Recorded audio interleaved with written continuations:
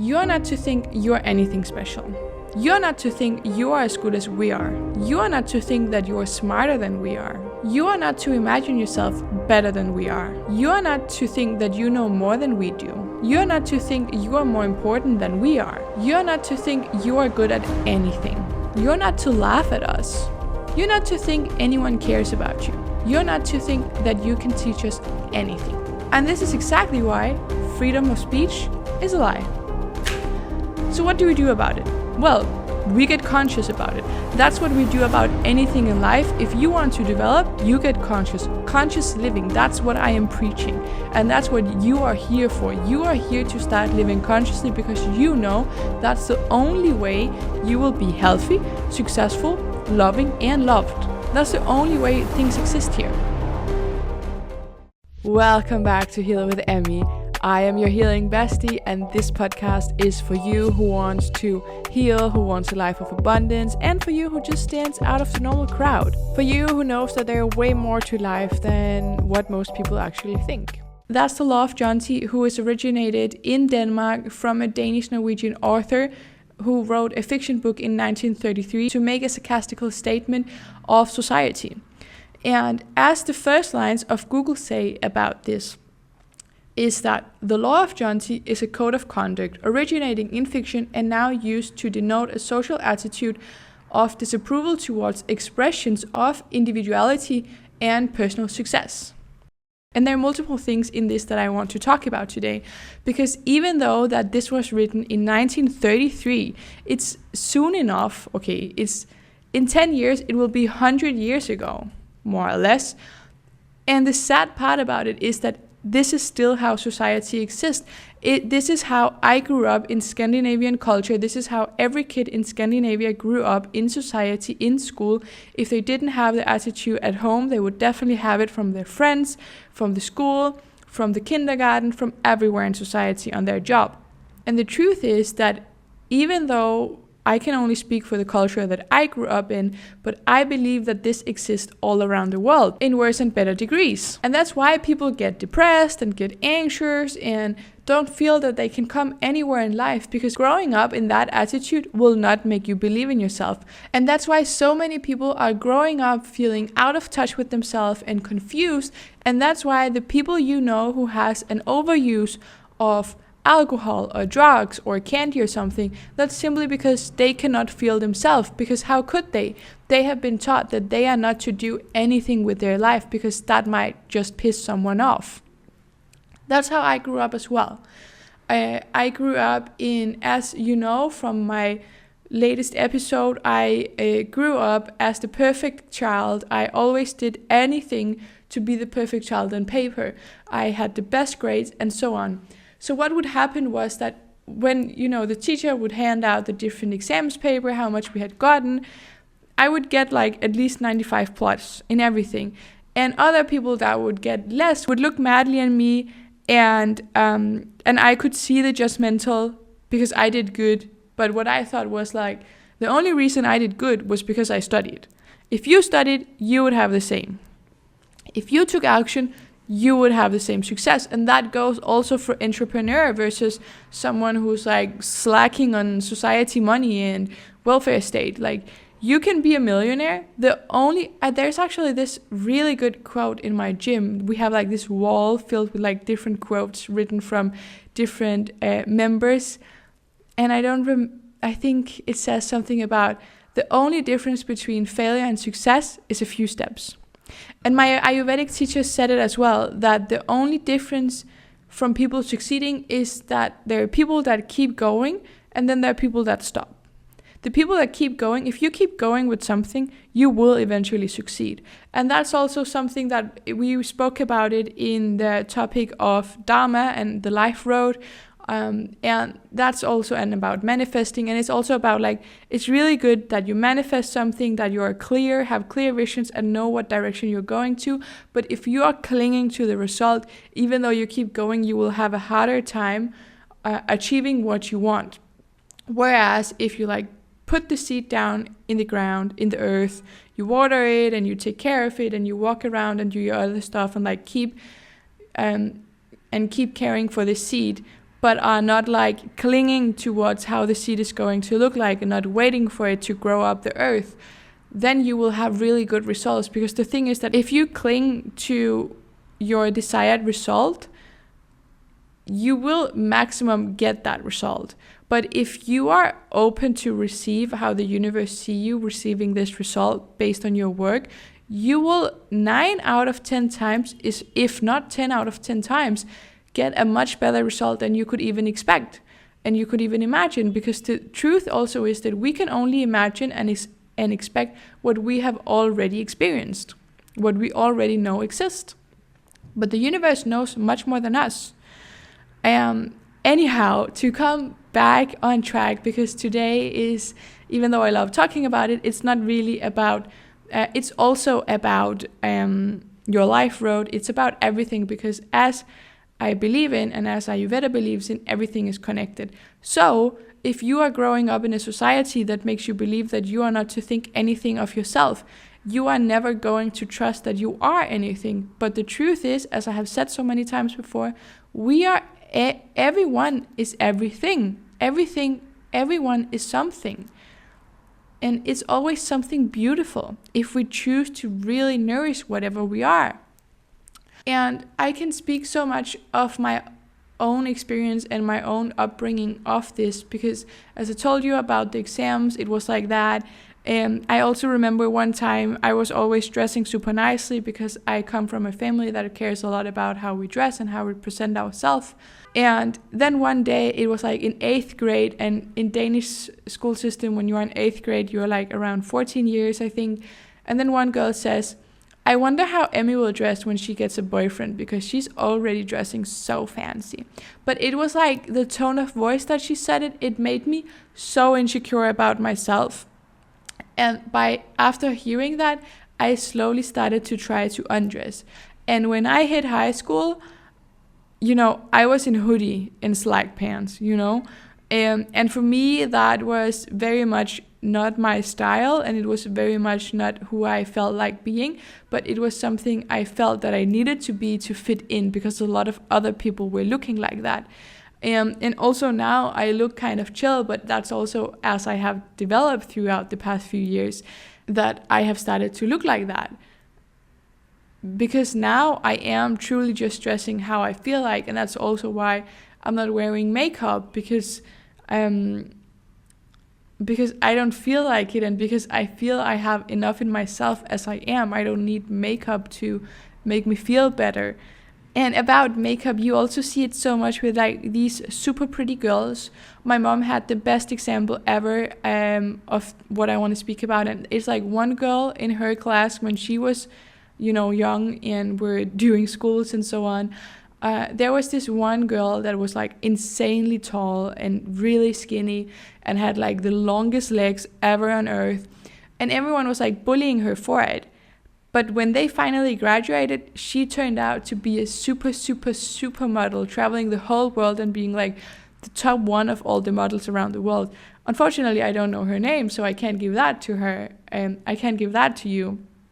But I do know that she was like one of the greatest models that the world had seen, and that's just so, and it's so insane how normal society can push you so much down, because that's also what I have said before, that throughout my whole childhood and throughout my time in like normal society, I was always like pushing myself down, and I was like always hiding my true self, because I knew that if I was my true self, I would have a really hard time fit in. I would probably not at all fit in, and I would be, weird, and no one really likes to be that person either, because humans are also flock animals. So we desire to have a pack, we desire to have a flock, because that's how we feel safe, that we have someone to protect and someone to protect us. We are kind of like letting ourselves being pushed down to fit in, because we do have a choice.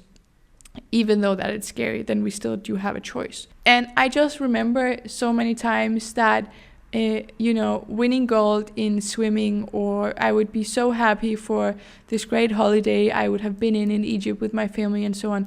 But I could never speak about it, because if I spoke about it, people would be like, oh, you're showing so much off and you think you're so much better than us and blah, blah, blah.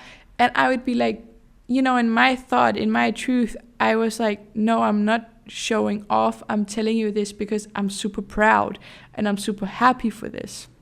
And I just feel that that's in general how I really saw society throughout my whole upbringing.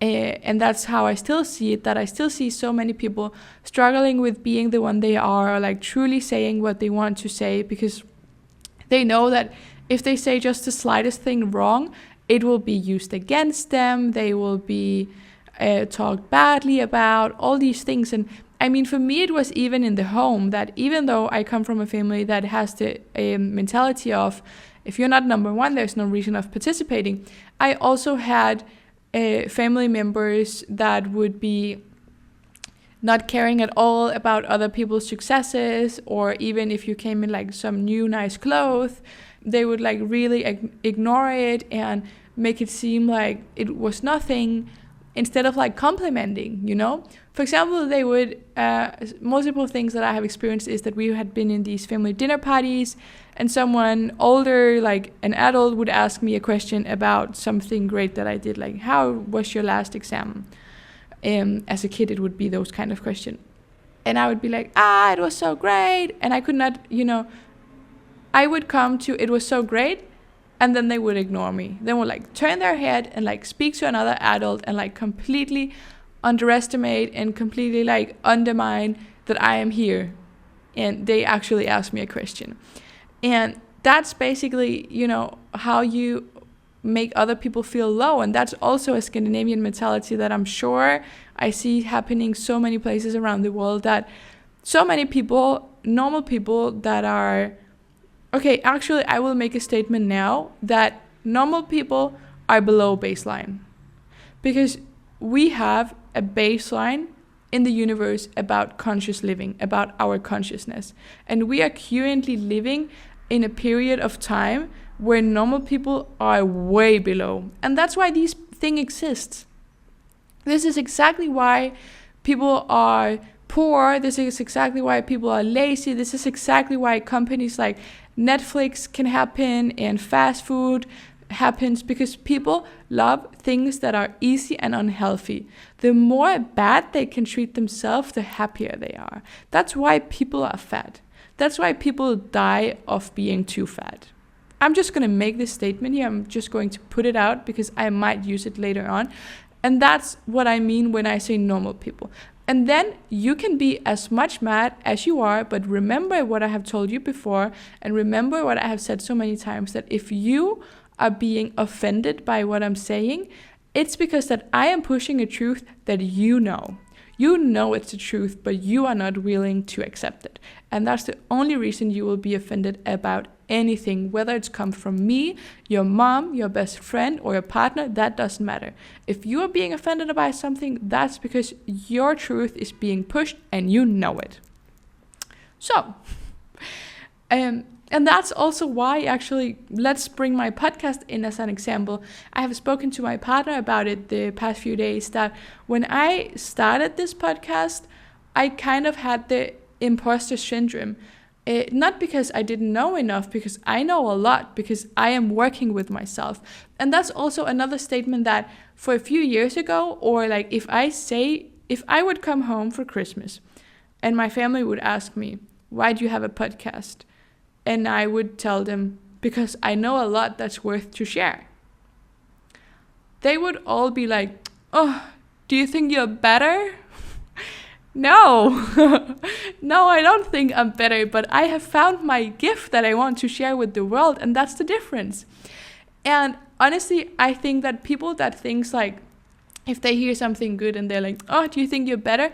It's because they have low self-esteem issues. That's the only thing. And you should really like remember that, because it's going to help you so much. So here's a loving remembrance for you that I used actually just yesterday for myself, because it was something about my family, and someone had made an angry statement about something I had said that I meant completely neutral. And I was a little affected by it. But then I remembered that the only reason they are negative about it is because some issues they have inside of themselves. It's actually not about me. And that's how it is with everything. If a stranger is mad about you, it's not you, it's them. They have something they're struggling with, and they are too immature to work with it, so they just like let it out on other people and in other situations. Or they are so heated in the moment. Maybe, they go home and they reflect on like, damn, I was really bad to this stranger, and they regret it, and you will never know it, but at least they will. So 2 ways: they're either too immature and take it out on other people, or other is that they are still not conscious enough, and they are like so heated in the moment, so they take it out on something or someone they shouldn't take it out on. Because what also happens when you get more conscious is that you get really good at reacting and acting with love and with, in general, just thoughtful and nourishing reactions to whatever situation and whatever person you will meet. And that's also why, for example, now I'm really looking forward to coming back to Christmas to see my family. And maybe they have changed a little, because if you choose, you can change, you can grow. But if you don't, you won't. And no matter what kind of statements I'm going to meet from them, I'm still looking forward to see them, because I am so much like, I'm so calm and I'm so much in peace with who I am and with the world, that even if something negative should be met by me, or should be, they should tell me something negative, it won't affect me, because I would be like, well, but that's your point of view, but that's not my point of view. And I won't even like start telling them that you are just being negative because it's something inside of you that you are not working with. I would just be like, okay, next topic. Because it's not a fight that I want to have. My energy is so much more worth. And that's how you should think as well, that your energy is everything you have. You are everything you have, and you are worth anything you want. So, but to truly believe that, you also have to act like that. And that's also why, if you're a high school girl and you're spreading drama, you don't see yourself as very worthy. I'm sorry, but that's the truth. So actually, I'm not sorry. It's the truth. And you have to reflect on that. And either also, I see so many adults being in workplaces and they're like still spreading drama. And it's like, you are 44, woman, and you are still acting like a child. How is that possible? So many people have discussed that at home. And let me tell you why it's possible. One word: consciousness. They are not very conscious. And if you're not very conscious, as I told you, you are going to not feel yourself that good. Like, you can't find yourself, and you are like feeling unfulfilled. Even though if you are, and people are probably not aware of it, so it's not really something you can tell them either. But you will know that they are not, they haven't found themselves. They're not looking for themselves. They are unaware, and just let them be, because honestly, they're not worth your time. If you really believe that you're something worth, those people are not worth your time. And that's also why I am so fond of saying, normalize cutting people out of your life. And so many people, again, the normal people, are like, you can't just cut people out. Oh, yes, you can. Because as I said in my podcast, I think it was the last time, or what I maybe have been talking about like the past few times, is that the people that I was pleasing in my childhood to push myself down and then, bring on a fake image of me to fit in, those people I would never dream about having in my life now. Like, they would drag me down and they would bore me so much, because, I wouldn't have any interesting conversations with them, because they would speak about materialistic stuff, and that's it, that's and drama. And that's not conversations topic that I find super interesting at all. And it's okay. I also actually one time wrote a little quote. I remember it was like really long ago. It's like in 2022 or 2023, but it's just stuck so much in my mind. I think it's 2022. And I wrote, I believe there exists greater people than others. And then I wrote something like, and if you don't like that, you're not one of them. I think something like that. And to come back, because now I'm like saying a lot of things, but it's actually because everything is connected, and I will like now start showing you in what way I'm like telling you all these things. And that's because back to my podcast, I felt this imposter syndrome because I was like afraid that I didn't know enough, and that people would not, listen to my podcast, and I wasn't worthy enough to have a podcast. I wasn't worthy enough to make people listen to me. And slowly, when I have grown in this, now I'm releasing, this is the 14th episode. It means I've been going for 14 weeks straight so far, which is still a super young podcast. But slowly, as I, keep following my journey on what I truly love, I grow in this project, in this journey, and I grow in myself.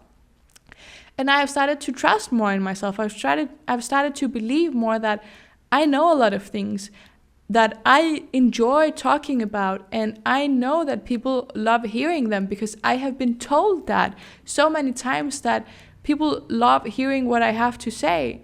And I have been told by so many people that, Emmy, you should have a podcast. But even though I have been told these things, it's fine that I'm being told these things from other people. But before I truly believe it myself, it's not going to change anything. 10 people in the street could tell me I'm beautiful. But if I don't think it, it's not going to change how I look at myself. 10 people can tell me that this flower is yellow, but if I keep seeing it as blue, it's going to be blue to me. And that's how the world exists. That's how we work. And that's exactly like my distrust in myself and my disbeliefs in myself comes from this idea of like pushing other people down, that we live in a society where people think that to grow yourself, you have to push other people down. At least that's how it works in Scandinavia, and especially in Denmark. I can not speak so much about Sweden and Norway, but I definitely know about Denmark. And that's also so unhealthy, And that's why, again, that normal people are so low. They are so low on their baseline because they act like they do. Because the thing is that you might be stepping on someone else to grow, and that will put the other person down. But it will also put you down, because if you are stepping on other people, how is your foundation? It's super weak because you have nothing to have it in. You have nothing to grow from. And I think that's also why maybe a lot of people kind of disliked me in my childhood, because even though I grew up in this, and even though that I definitely in some way believed it and told myself the things that they told me, at the end of the day, I in some way still had the attitude that I know what I'm worth. In some way, I still had that attitude, and I still had an attitude of I can do it. And I think that pissed people off, that I kept having this, I wasn't, and that's what I really want you to understand that, because I still believed them, and I still was deeply unhappy, but in some way I still had a light somewhere shining that I can do it. I believe in myself, even though that at home I would be really sad. And it wasn't something, I didn't have this shine of self-belief on purpose. I think it has, luckily enough, I have just been installed with it. And that's really a blessing to have. And that's, for example, why I, in general in my life, had such a hard time believing myself. That's why I didn't travel when I graduated. Instead, I stayed at home to please my ex-boyfriend. And that's why I took a job in a law office to please what was expected of me, instead of following what I truly wanted, what truly was calling for me.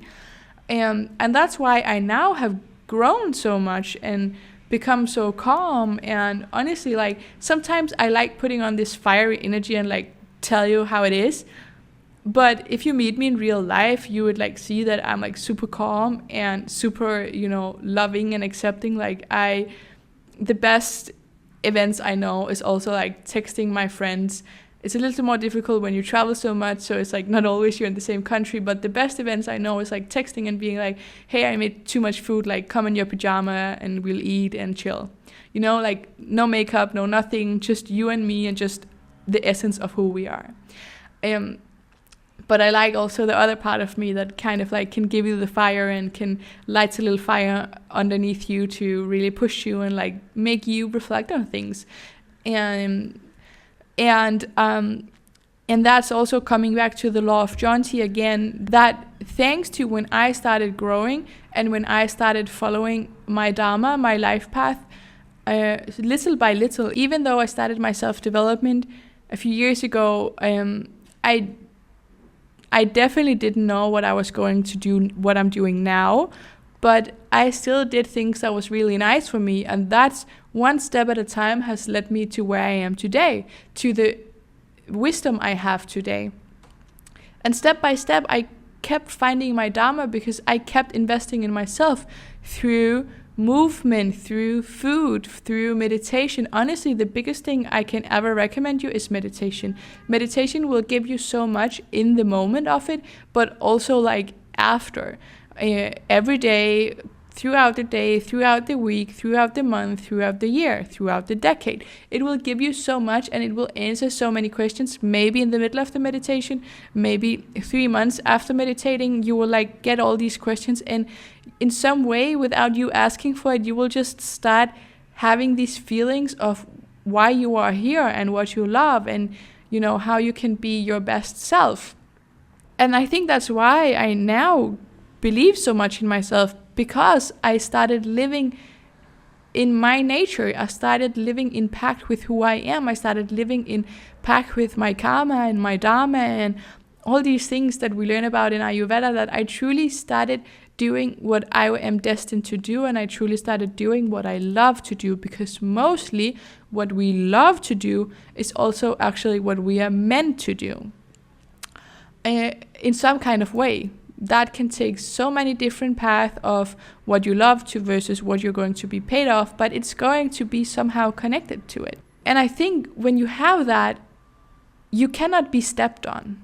Your energy cannot be taken from you, and you cannot not believe in yourself, because you will keep growing every day. And that's why I think that people who step on other people to grow, and the people who like really live by this law of Jonty, even though they don't know it, they don't know who they are. And maybe they will never know, because they would rather live in this unknowing. They will rather live in unaware, unconscious, unknowing, because we also have the 4 different stages of consciousness, and we have unaware unconsciousness, aware unconsciousness, and then we have unaware consciousness and aware consciousness. And I hope they all make sense, you know, that you can be unaware that you actually are unconscious, and you can be aware that you are unconscious but choosing to stay unconscious, and you can be conscious but without even knowing it, and you can be really, really aware that you are conscious. And I feel that you will also go through different parts of consciousness. It's not that you are only living in one. Like sometimes I have this conversation with, for example, my partner and a friend, and I'm saying something, you know, really with wisdom and something like really deep. And then I even stopped myself and I was like, how did I know that? How did that just come out of my mouth? And you know, then it would be unaware consciousness, that I was conscious about something that was like affecting me and making me move in some kind of direction, but without even knowing it. And that's also a blessing. And then you can be aware that you are conscious. That would be more your daily life. That now I would state that I am very conscious by nature, but also that I am very conscious thanks to the work that I'm doing through my Ayurveda, and through, in general, just my interest in my self-development. And I know now this episode has been a lot about this trusting in yourself and self-development, but that's also what I feel is the antidote to the law of Jonty. That if you don't believe in yourself, you will very quickly believe in what other people tell you. And also to tell you that even though throughout your childhood that you have maybe believed what these negative statements that you have heard, even though that you are working on yourself now, and maybe you're like hitting yourself in the head and like, I don't understand why I don't trust in myself, and I feel like an imposter because I don't really believe what I'm doing, and what if I'm doing it wrong, and so on. These things probably comes from your childhood when you were kept telling that you wasn't worth it, and so on. That you didn't know anything, and you definitely didn't know more than other people. And these things take time to heal. It's not that you start working on yourself today and tomorrow you believe in yourself completely. It's a constant, it's always a balance, and a balance is a movement. A balance is not static, it's dynamic. That to be in balance, we have to come out of balance, and also to come into balance, we have to be out of balance. Like, it's always going around like this. Also, because what I believe is that when we are heavily out of balance, if we're like working with ourselves, it's because we are receiving an upgrade from above, basically. And that is why that your life feels like everything's burning down, and you're losing relationships, and you're losing your job, or resigning your job, or something like that. And you're like, what's going to become of me? And you have to be in this imbalance before you can come back in your new balance, because before you were balanced down here, and now you're balanced up here. And that's how we keep growing in consciousness, as long as we keep working on ourselves, in all kind of aspects, in your business, in your health, in your movement, in your food, and all these things, in how you treat others, in your relationships, all these things.